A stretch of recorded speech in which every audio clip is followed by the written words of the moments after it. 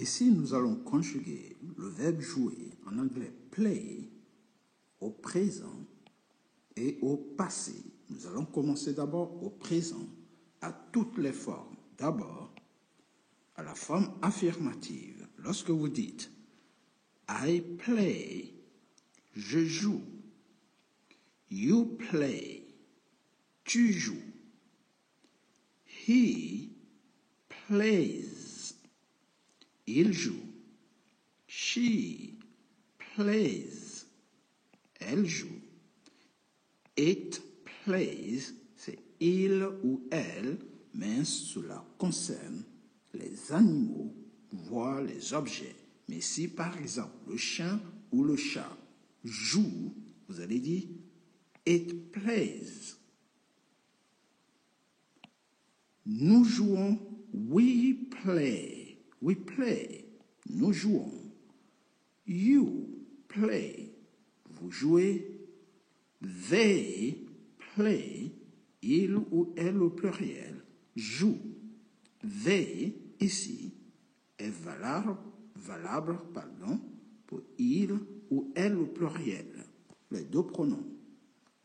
Donc, comme vous avez pu remarquer, lorsque vous conjuguez n'importe quel verbe au présent, vous mettez toujours S à la troisième personne du singulier. Parce qu'en anglais, vous avez la première personne du singulier, ici, I, la deuxième personne du singulier, you, qui est tu. Donc, première personne, c'est je, I. Deuxième personne du singulier, you, c'est tu. Troisième personne du singulier, c'est he. On a trois personnes en même temps, en fait. Donc, on a he pour les garçons. Il, c'est la troisième personne du singulier. On a aussi she pour les filles. Elle, c'est pareil, c'est aussi la troisième personne du singulier. Et le it pour les animaux et les objets qu'on ne mélange pas avec les êtres humains. Donc, lorsqu'on dit it, c'est uniquement pour parler des animaux. Donc, ici, on a aussi la troisième personne du singulier. Donc, tout cela, c'est la troisième personne du singulier. All right, guys? Good. On recommence aussi. On a ici la première personne du pluriel. We play. La deuxième personne du pluriel. You play, c'est-à-dire vous jouez. Première personne du pluriel. Nous, we, here. Deuxième personne, you, vous, le vouvoiement, ici. Et troisième personne du pluriel, ici, on a they, troisième personne du pluriel, il ou elle au pluriel. Donc, ici, la conjugaison ne change pas en anglais lorsque il s'agit de la première, la deuxième, au singulier, et toutes les personnes au pluriel, le verbe reste identique. On met le S uniquement lorsqu'il s'agit de la troisième personne du singulier. On met S. Tous les verbes. On verra quelques exceptions des verbes où il faut rajouter le E d'abord avant de mettre le S. Mais dans tous les cas, à la troisième personne du singulier, il y a toujours le S. Ce qui n'est pas le cas en français, comme vous avez pu remarquer. En français, je joue E, tu joues ES, il ou elle joue E, nous jouons ONS, vous jouez EZ, il ou elle au pluriel joue ENT. Vous devez connaître aussi par cœur les terminaisons des verbes de premier groupe. Ça, j'ai pris un exemple de verbe de premier groupe par cœur. Maintenant, ce même verbe, à la forme affirmative, nous allons le conjuguer à la forme négative. Donc, ici, vous allez dire « je ne joue pas ». Ici, « je ne joue pas », ça va donner « I do not play ». Ici, c'est ce qu'on appelle la forme pleine. Donc, la forme pleine, tous les mots apparaissent. Donc, le « do not » va donner en contracté à la forme contractée. Partout où vous voyez le do not va donner don't. Et c'est le don't qui est ici. I don't. Donc le don't s'écrit comme ça. Do not, on prend le do not, on colle les deux, on met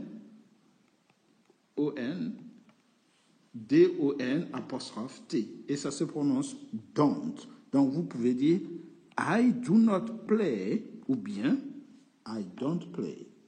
Je ne joue pas. Tu ne joues pas. You do not play. Tu ne joues pas. En anglais, you don't. En contraction, you don't play.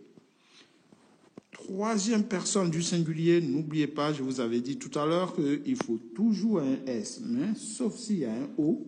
Le O, on ne met pas de S directement à un O. Il faut rajouter d'abord le E. Donc ici, ça va donner I does not play. Du coup, le play, le S qui est ici, est passé ici. Vous voyez? Donc le S qu'on mettait ici, on l'a pris, on l'a déplacé ici. Donc du coup, on efface le S qui était ici. Donc ça donne He does not play. Si on contracte does not avec she does not play, les troisième personnes, it does not play, ça va donner doesn't. Donc quand on prend, on fait comme ça et on écrit does, comme ça, et on contracte, ça donne doesn't. All right? Donc lorsque vous parlez, au lieu de dire she does not play, vous allez dire she doesn't play.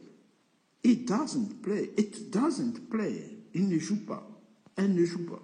All right? Et on revient avec notre do. We do not play, c'est-à-dire we don't play. You do not play. You don't play. They do not play ou they don't play, ce qui dit nous ne jouons pas, vous ne jouez pas, il ou elle ne joue pas. Le not qui est ici, que vous avez pu remarquer, je mets en évidence. Le not que vous voyez ici signifie tout simplement ici, ça signifie ne pas. D'accord? Donc ne pas. En français, on a deux mots, en anglais, on a un seul mot. Not. Cependant, le not, vous ne le mettez jamais tout seul. Il est toujours suivi d'un auxiliaire ou d'un opérateur. Le not n'est jamais tout seul dans une phrase. Vous ne direz jamais en anglais I not play. Non, vous dites I do not play ou bien I don't play. All right? Et on verra les autres auxiliaires qui vont avec les not. Et si on va passer à la forme interrogative. La forme interrogative, c'est très simple. Vous prenez le do qui est ici, qu'on a mis ici. Normalement, de façon masquée, le do existe ici, mais on ne le voit pas, à la forme affirmative. Vous voyez, je peux mettre des do ici si je veux. Je peux faire comme ça. Je peux dire I do play, you do play, he does play, she does play, it does play, we do play, you do play, they do play. Je peux faire ça. Donc, du coup, lorsque je dois poser une question, ce do qui est ici, qui n'apparaît pas normalement à la forme affirmative, il va apparaître à la forme interrogative. All right?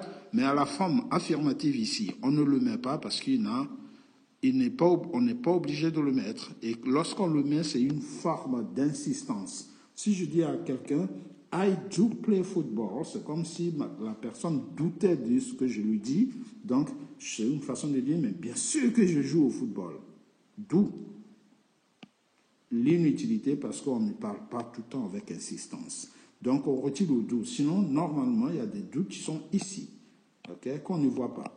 C'est pour cela que lorsqu'on transforme les phrases à la forme interrogative, le do apparaît parce qu'on n'a pas le choix. Donc, normalement, c'est tout ce qui est ici qui descend ici. On ne change pas lorsqu'on fait la forme interrogative. La forme affirmative descend et est juste précédée du do qui est ici et du does lorsqu'on est au singulier. Donc, dans la leçon précédente, vous avez bien vu, j'ai bien expliqué ça. Donc, lorsqu'on fait une forme interrogative, on va dire do I play, do you play. Donc, ce sont les do communs au début. Sinon, la phrase, normalement, c'est I play. Je vais la transformer en forme interrogative. Je mets do I play, you play.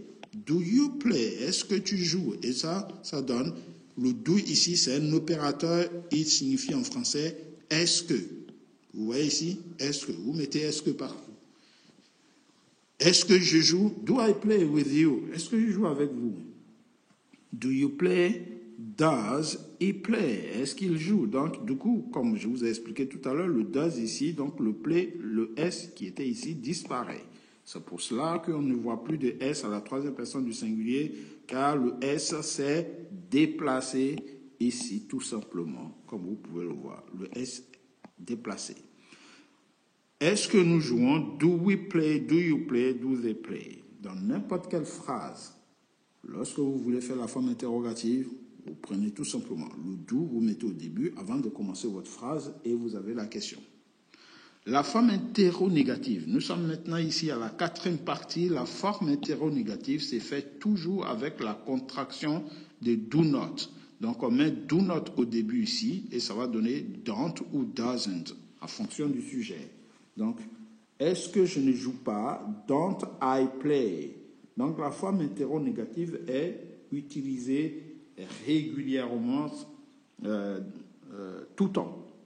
Parce que c'est une négation, mais en même temps une question. Est-ce que vous voulez, par exemple, demander à une personne, je joue avec vous, et la personne dit non. Quoi? Je ne joue pas avec vous? Don't I play with you? Don't you play? Tu ne joues pas? Qu'est-ce que tu fais assis? Tu ne joues pas? Don't you play? Vous voyez, c'est ça la forme interronégative. Donc, ici, la réponse sera soit yes ou no. Okay? C'est une question fermée, la forme interronégative. On n'a pas d'autre choix que de répondre par yes ou par no. He doesn't play. Doesn't he play? Doesn't she play? Doesn't it play? Don't, ici, don't we play? Don't you play? Don't they play? Est-ce qu'il ne joue pas? Est-ce que nous ne jouons pas? Est-ce que vous ne jouez pas? All right? Petite conjugaison de play au présent. Nous allons voir la même chose, mais cette fois-ci, avec le passé. Mais avant tout, surtout, avant de passer au passé, abonnez-vous si vous avez aimé cette petite démonstration. Et nous allons passer maintenant avec le passé, le prétérit, on dit aussi. Play, au passé, ça va donner played. On va rajouter des ED partout parce que c'est un verbe régulier. Et les verbes réguliers au passé, on met des ED partout. N'oubliez pas, lorsqu'on trouve le prétérit d'un verbe, il ne change plus dans la conjugaison. Il reste identique. Donc, play, ça donne played. Played. Avec un ED.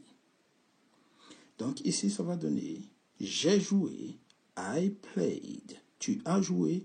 You played. Il a joué. He played. Elle a joué. She played. Il ou elle pour les animaux. It played. Yesterday. Donc on peut mettre un indice temporel du genre yeah. Yesterday. I played. You played. He, she, it played. We played. You played. They played. Donc on n'a pas de problème. À la limite, on pourrait faire l'accolade comme ça et mettre une seule fois le verbe. Played. All right? Good. Donc, tous les verbes réguliers se conjuguent exactement de la même façon. Ils sont invariables. Une fois que vous avez trouvé le prétérit d'un verbe, c'est comme si vous saviez le conjuguer à la forme affirmative à toutes les personnes. Quelques exemples, par exemple, prenons n'importe quel verbe. On va prendre play, on vient de voir. Right? Played. On mettra juste ED au prétérit. Ici, au prétérit. C'est-à-dire au passé, quoi, en fait. Donc, prétérit. On mettra ED à la fin. Played. On prend push. On va prendre un autre verbe. Push. Ça donnera pushed.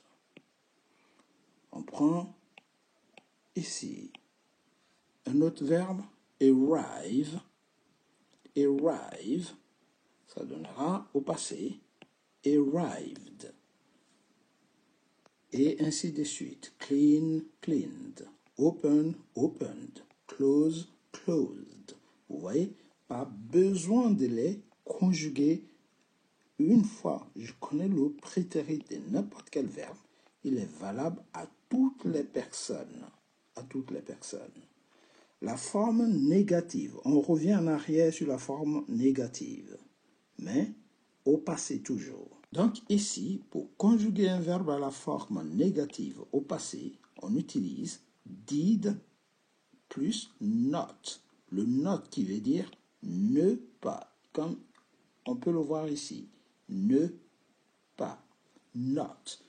Mais le did est symbole du passé. Le verbe revient normalement comme si il n'a pas été conjugué. Donc partout, à toutes les personnes, nous allons tout simplement mettre did not et ça ne changera plus. Donc conjuguer au passé est très facile. C'est très facile dans la mesure où on répète la même chose. Vous voyez ici, I did not play, je n'ai pas joué. You did not play, tu n'as pas joué. He did not play, il n'a pas joué. Et ici, on prononce bien did not parce que c'est la forme pleine. Donc, tous les mots apparaissent. Cependant, on n'est pas obligé de dire did not à l'oral. Vous pouvez essayer de mettre ces deux-là ensemble et virer le O, le remplacer par l'apostrophe. Ce qui va donner, au lieu de did not, vous allez dire didn't. La forme contractée de did not, ça donne didn't. Et vous prononcez comme ça. Didn't. Di comme ça. Et didn't.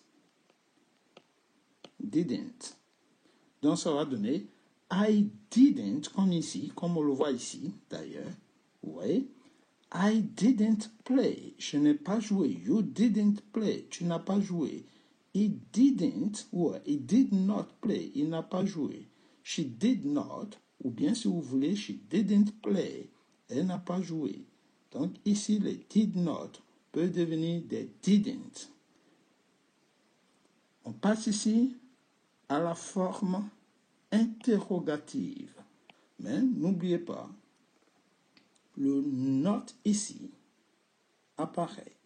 Mais comme c'est le passé, on dit ici, je n'ai pas joué avec le participe passé du verbe jouer. C'est l'équivalent du passé composé. Je n'ai pas joué, tu n'as pas joué, il n'a pas joué, elle n'a pas joué, nous n'avons pas joué, vous n'avez pas joué, ils n'ont pas joué. Donc ici, on est dans le passé composé en français. En anglais, on met did not partout et on complète par le verbe play. Attention, n'oubliez surtout pas, le ED qui est ici disparaît lorsqu'on passe à la forme négative. L'équivalent, le ED est remplacé par le did ici. Donc, on ne met plus de ED ici. Nous allons voir la forme interrogative. Ici, la forme interrogative. On commence par did à la forme interrogative. I play, did I play?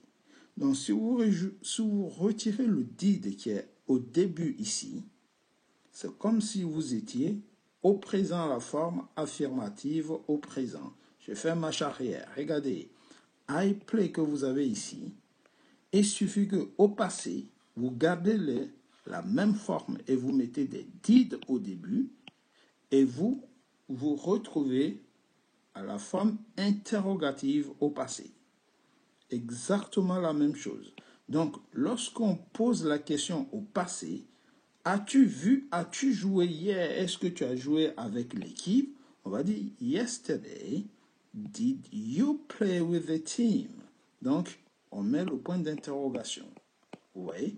Donc, on n'a rien à faire lorsqu'on conjugue à la forme interrogative, à part que il faut rajouter tout simplement des did pour montrer que la question qu'on pose est au passé. So, did you play? Est-ce que tu as joué? Did he play? Est-ce qu'il a joué? Did she play? Est-ce qu'elle a joué? Did we play? Est-ce que nous avons joué? Did you play? Est-ce que vous avez joué? Did they play? Est-ce qu'ils ont joué? Donc, vous pouvez passer votre temps à poser des questions sur la semaine écoulée de votre ami en lui disant Did you see this? Did you play? Did you eat? Did you speak? Did you learn? Did you watch? Did you sleep? Est-ce que tu as vu, tu as dormi, tu as mangé? Did you eat? Ouais. Donc, le did facilite la construction de la question au passé dans la mesure où le verbe ne change pas. Ouais. Quel que soit le verbe que je prends, je suis toujours protégé par le did parce que je n'ai pas besoin de savoir si je connais le verbe au prétérit ou pas. Pour ceux qui ont du mal avec les verbes irréguliers au prétérit, avec la forme interrogative, ce problème est résolu parce que tout marche avec did. À la forme interronégative, nous arrivons à la forme interronégative. On l'a fait cette forme avec la contraction des did nots qui est didn't. Donc, on met didn't partout. Donc, ici, on a le did. Ici, nous avons did à la forme interrogative. Donc, vous prenez le did ici, vous le ramenez ici et vous collez le not. Et vous contractez, ça fait didn't. Donc, ça va donner didn't I play? Est-ce que je n'ai pas joué? Ou n'ai-je pas joué? Est-ce que je n'ai pas joué avec vous? Ok? Didn't you play? Est-ce que tu n'as pas joué? Ou bien n'as-tu pas joué avec eux? Didn't you play with them? Tu n'as pas joué avec eux? Vous voyez? Donc la forme interronégative est une question fermée. On répond par yes ou par no. On n'a pas d'autre choix. Donc maîtrisez bien la forme interronégative en vous servant de la négation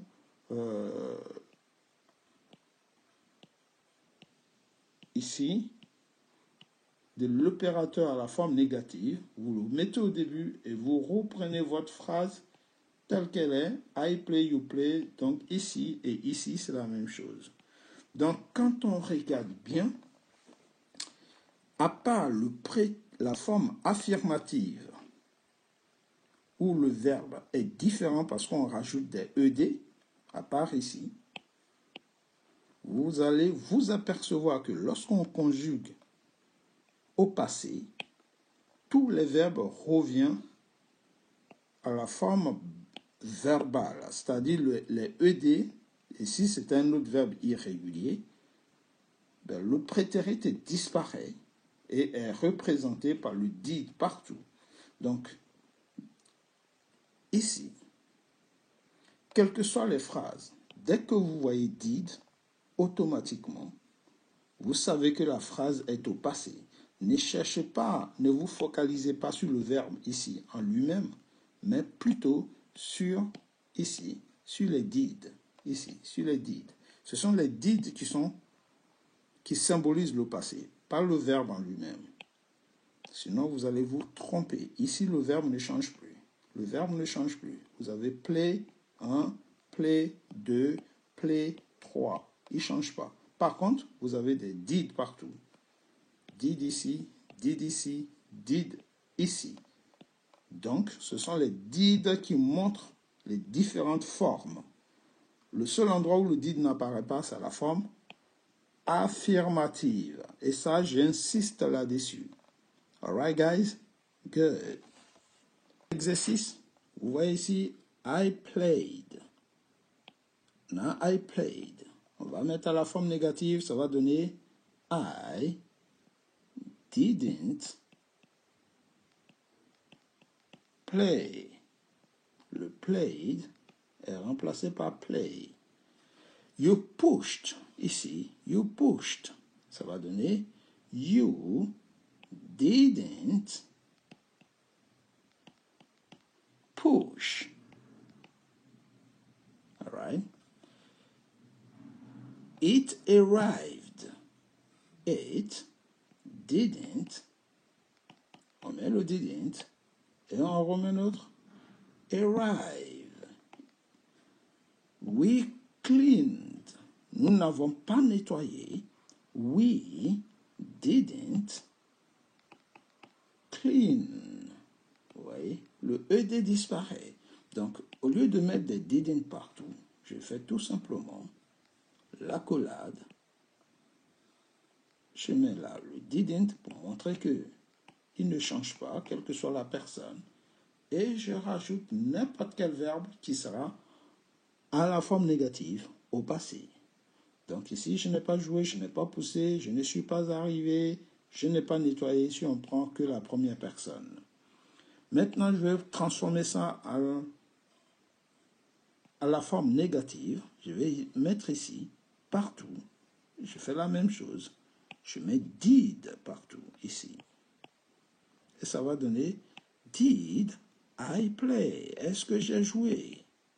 Did you push? Est-ce que tu as poussé? Je mets un point d'interrogation parce que c'est des questions. Did she arrive? Est-ce qu'elle est arrivée? Vous voyez? Donc, les ED disparaissent comme vous avez pu remarquer. Did we clean? Est-ce que nous avons nettoyé? Did you open? Est-ce que tu as ouvert? Et si la forme interronégative, vous voyez le didn't qui est ici, je le mets au début ici, je fais l'accolade puisqu'il ne change pas non plus. On peut mettre didn't partout. Donc, je mets didn't.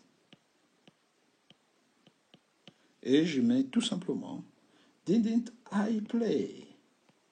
Est-ce que je n'ai pas joué? Didn't you push? Est-ce que tu n'as pas poussé? Didn't she arrive? N'est-elle pas arrivée? Ou bien est-ce qu'elle n'est pas arrivée? Didn't we open? N'avons-nous pas ouvert? Didn't you close? N'avez-vous pas fermé? Vous voyez? Forme interronégative. Est-ce que je n'ai pas joué? Est-ce que je n'ai pas poussé? Est-ce que je ne suis pas arrivé? Est-ce que je n'ai pas ouvert? Est-ce que je n'ai pas fermé? Vous voyez? C'est tout pour la technique des conjugaisons, alors, des verbes au présent et des verbes au prétérit. Une petite comparaison. Do you play football? Est-ce que tu joues au football? Did you play football? Est-ce que tu as joué au football? Vous voyez? Good. Deuxième question. Do you work today? Est-ce que tu travailles aujourd'hui? Ou bien, did you work today? Est-ce que tu as travaillé aujourd'hui? Ici, on a le présent. Et ici, on a le passé. Does he open the door? Et ici, on va dire, did he open the door? Donc, does, est-ce qu'il ouvre? Ici, the shop, pardon, la boutique. Est-ce qu'il a ouvert la boutique? Open, did he? Does it work? Est-ce que ça marche? Did it work? Est-ce que ça a marché? Do they wash the car? Est-ce qu'ils lavent la voiture? Or, did they wash the car? Est-ce qu'ils ont lavé la voiture? Vous voyez la nuance. Donc, le do nous met au présent. Donc, on veut savoir des trucs dans le présent. Et les did nous renvoient au passé. On veut connaître des trucs dans le passé. C'est tout pour aujourd'hui. Comment apprendre à conjuguer n'importe quel verbe au présent et comment apprendre à conjuguer n'importe quel verbe au passé, mais à toutes les personnes. Si vous avez aimé cette petite leçon de conjugaison, n'hésitez pas, abonnez-vous pour ne rater aucun contenu, aucune vidéo. Merci pour votre concentration, vos efforts et vos soutiens. Take it easy, guys, and see you next time. Goodbye.